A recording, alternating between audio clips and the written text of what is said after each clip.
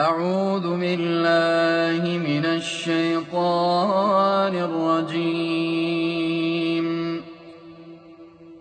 وقضى ربك ألا تعبدوا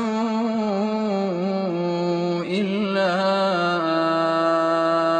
إياه وبالوالدين إحسانا إما يبلغن عندك الكبر أحدهما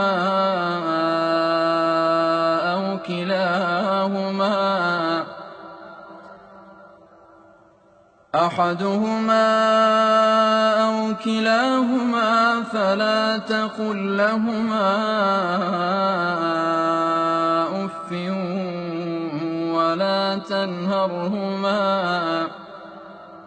ولا تنهرهما وقل لهما قولا كريما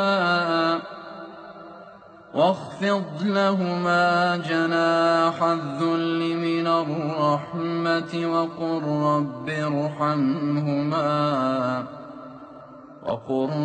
ارحمهما كما ربياني صغيرا.